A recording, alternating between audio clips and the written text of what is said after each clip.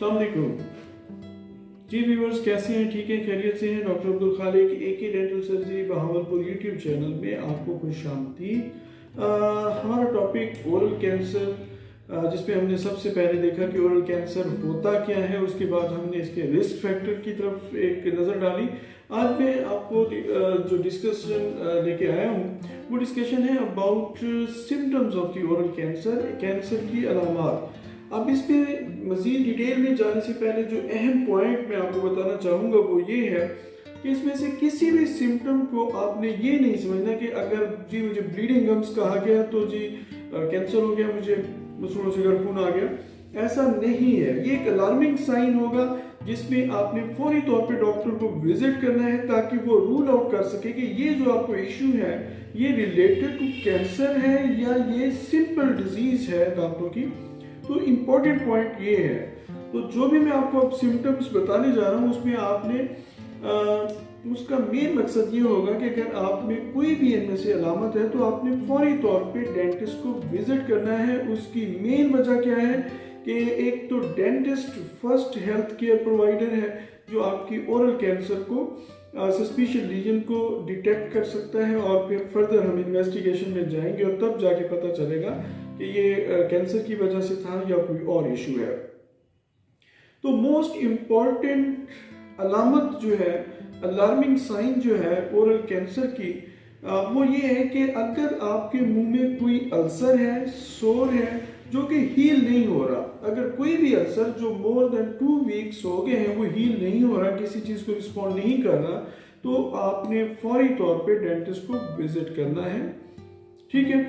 उसके अलावा दूसरे नंबर पे अगर आपके मुंह से कहीं, मुंह के किसी हिस्से से भी अगर कोई ब्लीडिंग हो रही है तो भी आपने फौरी तौर पे डेंटिस्ट को विजिट करना है।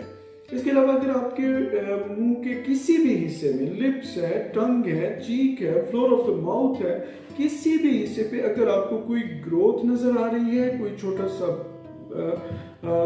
मैस है, तो आपने फौरी तौर पे डेंटिस्ट को विजिट करना है। That is alarming sign. उसके बाद ये है कि अगर आपको डिफिकल्टी है इन स्वेलोइंग, अगर आपको खाने पीने में इशू आ रहा है तो भी आप इसको अलार्मिंग साइन समझेंगे और डेंटिस्ट को विजिट करेंगे।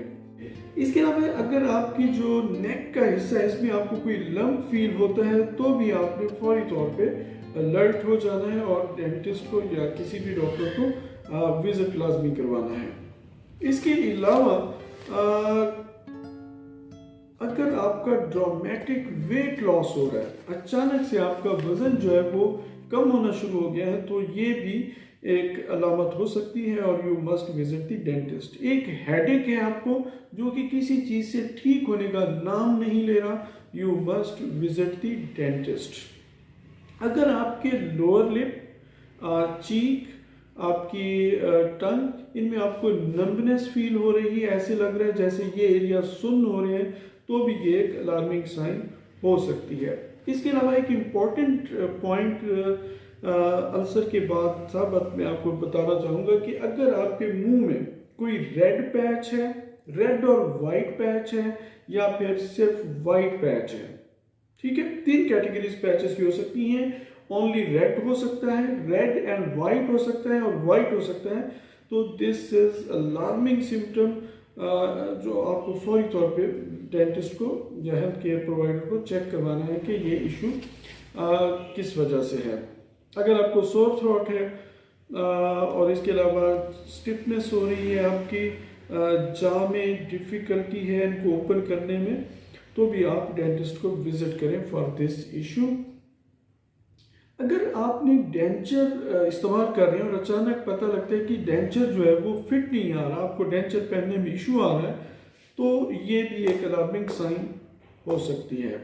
तो ये मेन अलार्मिंग साइन थी जिसमें इंपॉर्टेंट मैं आपको अगेन बता देता हूँ। नंबर 1 जो है वो अल्सर है जो कि हील नहीं हो रहा, आपके मुंह में किसी हिस्से में है, तो यू मस्ट बी अलर्ट। और इसके अलावा अगर आपके मुंह में कहीं भी कोई पैच है जो कि रेड है, रेड और वाइट है, या फिर वाइट है, यू मस्ट बी अलर्ट।